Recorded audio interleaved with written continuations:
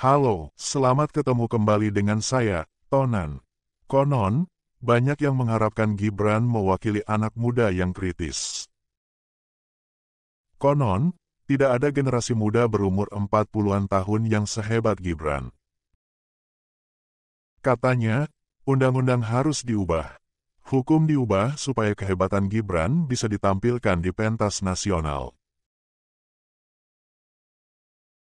Presiden pun harus cawe-cawe supaya Gibran bisa tampil. Paman Gibran pun harus melanggar etik sampai dipecat. Semuanya demi menampilkan sang pangeran. Tapi nyatanya, Gibran cuma menampilkan akrobatik yang gagal. Tidak sesuai dengan level calon wakil presiden. Nyatanya, Gibran cuma mempertontonkan sifatnya yang keminter dan kemajon. Lagi-lagi, Gibran cuma mempertontonkan sifatnya yang sok pinter.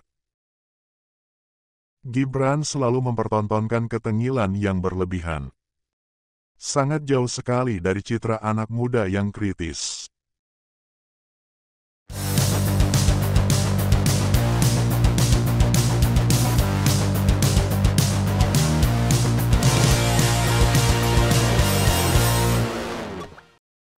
Sembako melimpah, harga murah. Lanjutkan.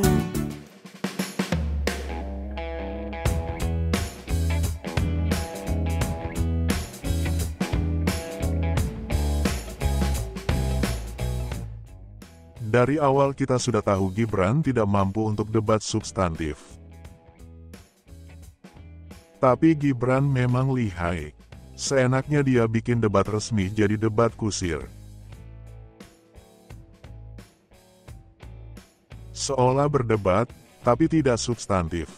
Dia permainkan jadi cuma ajang tebak-tebakan dibumbui ngenyek. Kalau dibalas, Jokowi turun tangan dong. Jokowi memang selalu cawe-cawe.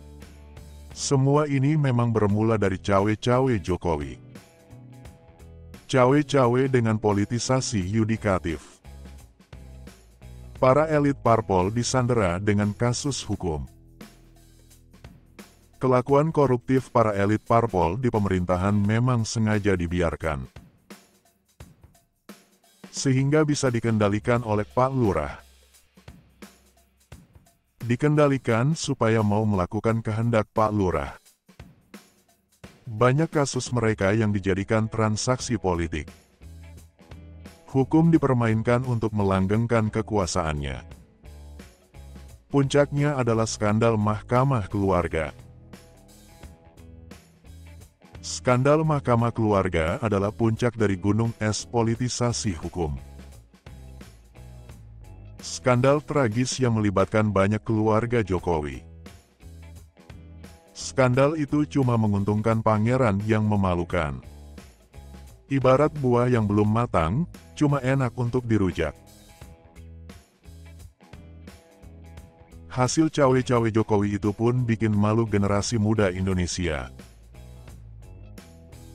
Karena belum matang, Gibran cuma bisa berkamuflase dengan tingkah konyol. Kalau Mahkamah Konstitusi saja bisa diterabas, apalagi cuma aturan KPU. Itulah awal dari bencana di negara hukum.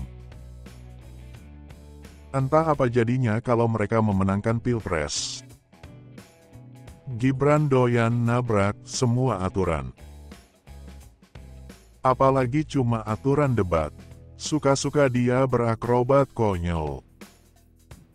Tidak sesuai untuk level calon wakil presiden. Karena Gibran tidak mampu memahami persoalan. Lagi-lagi pakai jurus gimmick untuk menutupi ketidakmampuannya. Tingkah konyol tidak karuan dipertontonkan. Seolah menghibur. Padahal bingung. Wong pertanyaannya sendiri pun dia tidak paham. Mungkin pertanyaan itu dibikin oleh tim suksesnya.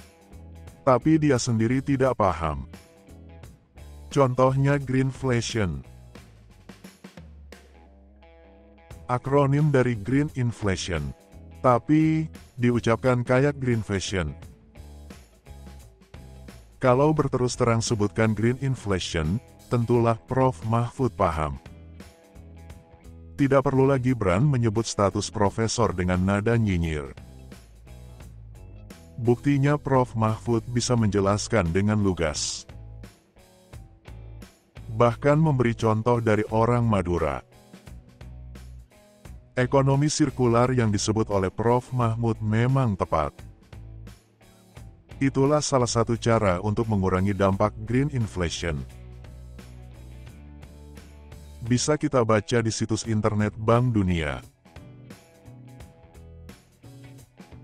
Green inflation adalah inflasi yang diakibatkan oleh proses transisi perubahan iklim.